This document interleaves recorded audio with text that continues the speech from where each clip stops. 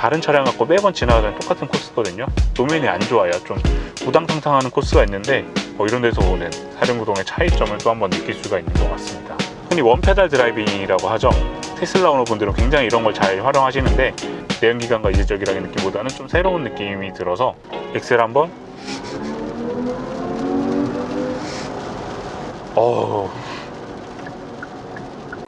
전기차를 합리적인 가격에 빠르게 출고받고 싶다면 지금부터 기아 EV6 주행을 한번 시작해 보도록 하겠습니다. 오늘 말씀드린 것처럼 저도 전기차는 이미 경험해봤지만 어쨌거나 입문자 입장에서 전기차가 내연기관과 어떤 느낌이 다를지, 또 다른 전기차와 또 비교해서도 어떤 차별한 포인트가 있는지 한번 주행을 하면서 살펴보도록 하겠습니다. 일단 기본적으로 EV6는 스탠다드, 가장 기본의 스탠다드 같은 경우에는 마력으로 한사면 170마력 정도 되고요. 배터리 용량 58kW 정도 되고, 롱레인지는 이륜구동 같은 경우에는 229마력 정도 되고요. 그 다음에 토크는 350Nm. 그 다음에 이 차량 같은 사륜구동은 마력으로 한사면 무려 325마력. 그 다음에 605Nm. 이거 일단 제어만 봤을 때는 이 정도 될 수 있는 국산차는 뭐 스팅어나 대형 세단 가야 되는 그 정도의 마력이고요. 토크도 이걸 킬로그램 포스미터로 환산을 한다면 거의 한 60 가까이, 그러니까 대배기량 디젤 세단 같은 그런 어마어마한 성능을 보여준다는 게 이 차의 특징이라고 볼 수 있습니다. 그 다음에 이 차량 같은 경우에는 롱레인지의 풀옵션 사륜구동 20인치까지 들어갔기 때문에 주행 가는 거리가 403km입니다.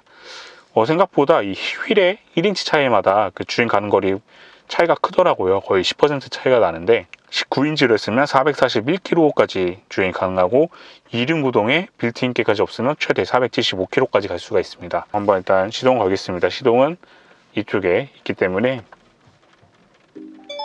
카드를 넣어주세요.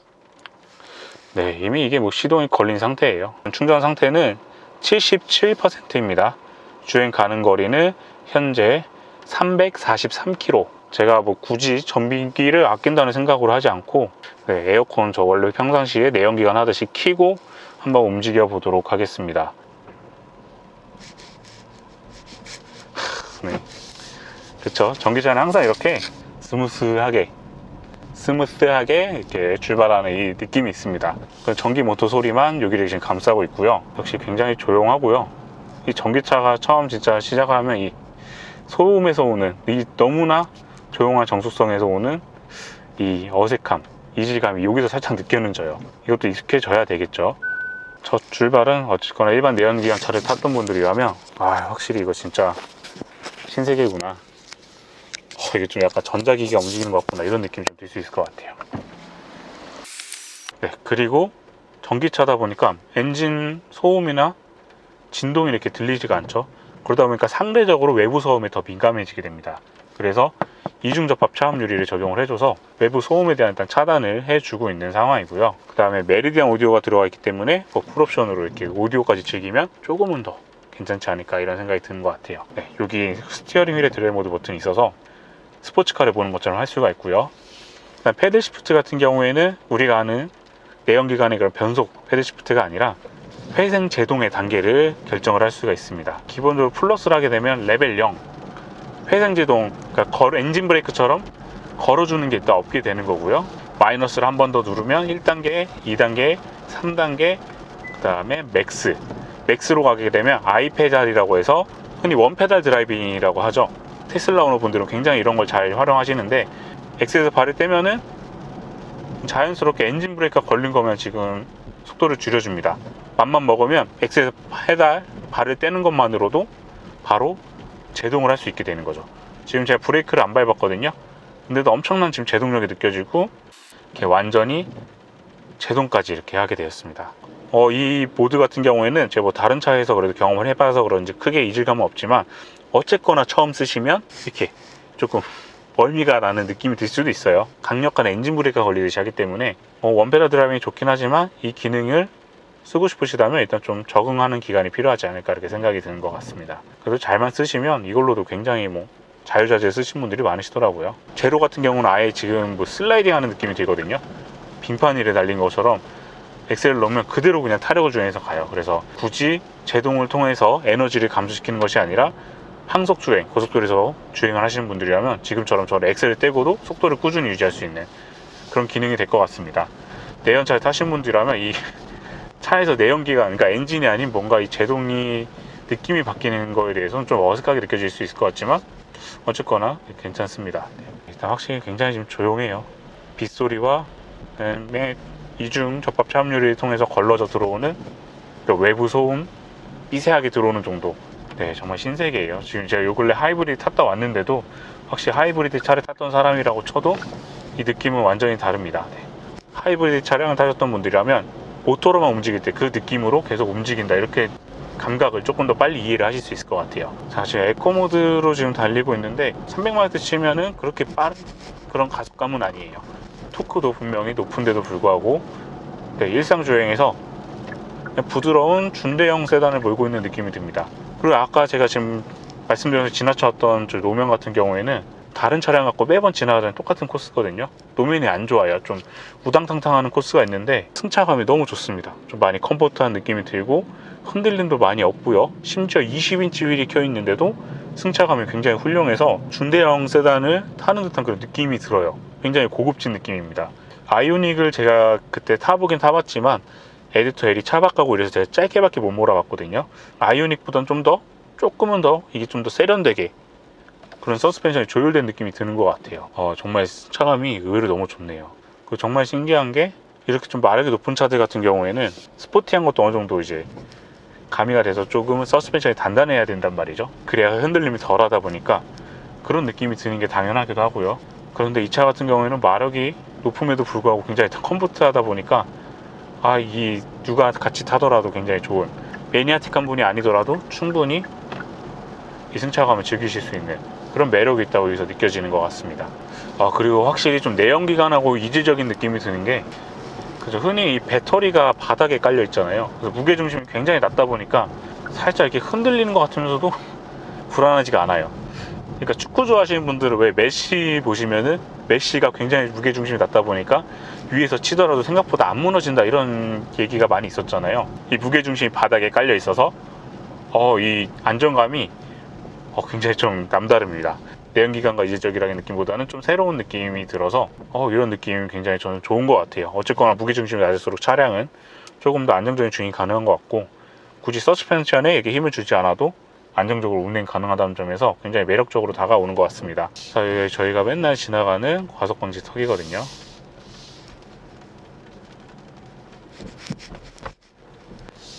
네, 다른 차량들과 비교해도 굉장히 노면을 잘 처리해 줍니다. 네, 좋아요. 확실히 노멀 에코를 했고, 자, 이제 한번 스포츠를 한번 해볼 텐데, 스포츠 모드 그냥 달리면 재미가 없을 것 같아요. 제가 설정해서 차량 액티브 사운드 디자인을 강하게 한번 해보겠습니다. 그래서 스포티한 성능과 그 다음에 이 소리까지 한번 체크를 해보도록 하겠습니다. 제가 말씀드린 액티브 사운드 디자인이 총 3가지 모드가 있어요. 그 소리별 차이도 한번 들려드리겠습니다. 액티브 사운드는 지금 스타일리시, 다이내믹, 사이버, 이렇게 3가지가 있는데, 가장 기본인 스타일리시부터 먼저 한번 가속을 해볼게요. 엑셀 한번.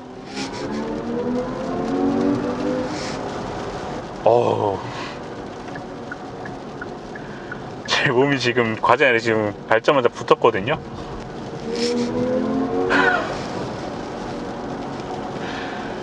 진짜 전기차를 타고 경험도 해봤던 사람인데도 불구하고 역시 이 가속력은, 자, 이제 다이나믹 모드는 좀 더 내연기관 같은 향을 첨가한 느낌이 들고요.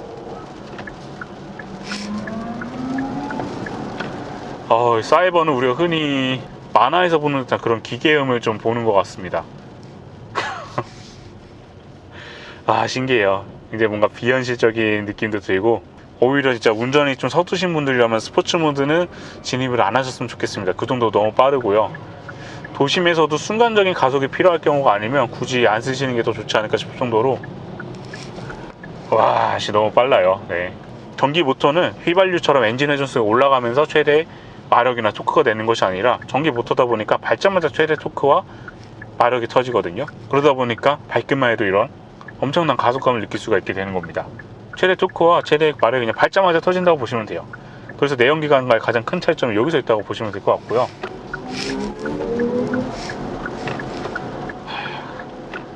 같은 내연기관 300마력대랑 비교해도 최대 토크까지 터지거나 아니면 최대 마력까지 터지는 그 엔진 회전수까지 오르는 그 텀이 없기 때문에 체감 속도는 더 어마무시한 그런 체감이 느껴지는 것 같습니다.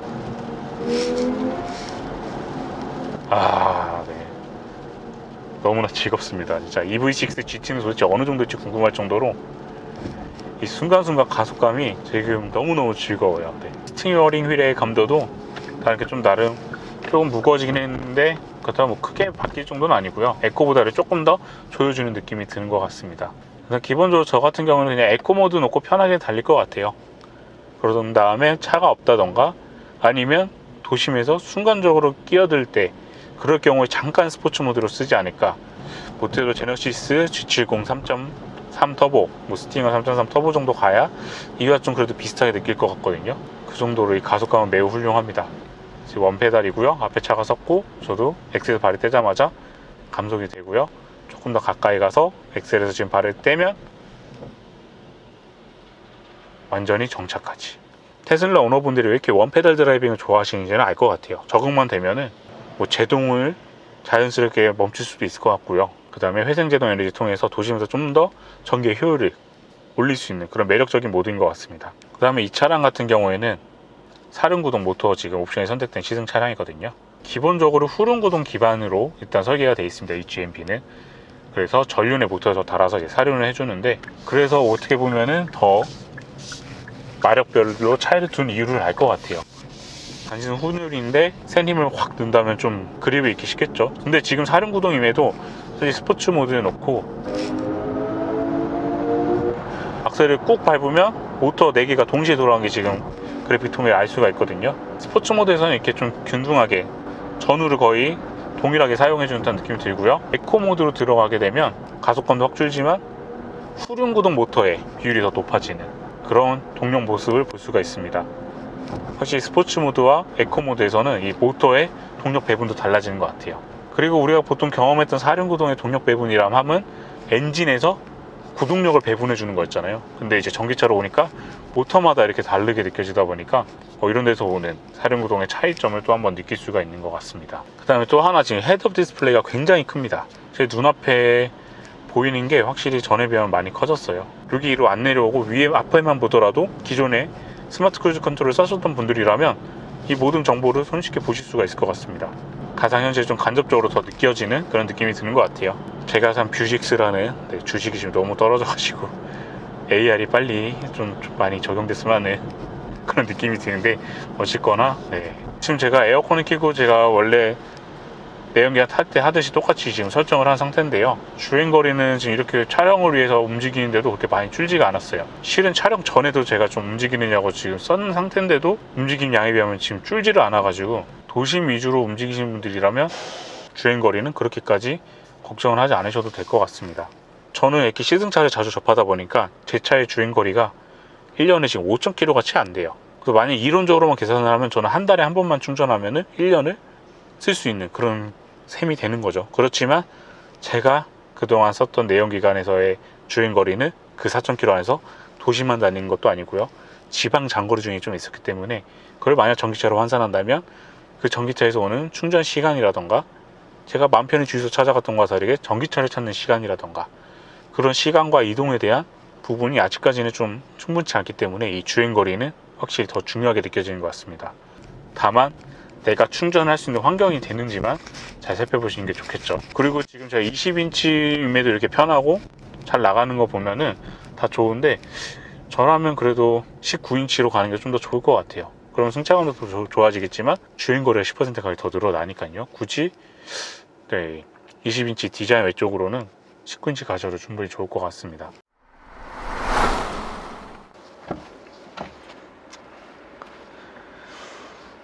지금까지 EV6를 만나봤습니다.